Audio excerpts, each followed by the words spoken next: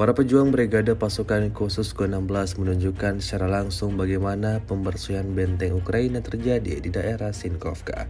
Rekamannya ramai beredar di media sosial Telegram pada Sabtu 13 Juli 2024. Memasuki tahun ketiga invasi Rusia, Ukraina masih terus berlanjut. Serangan militer Rusia justru semakin menggila setiap harinya. Seperti yang terlihat dalam rekaman dalam satu serangan api dengan interaksi kelompok penyerang dan pilot drone FPV. Militer Rusia mengklaim melenyapkan 3 prajurit Ukraina sekaligus dalam baku tembak dan serangan menggunakan drone.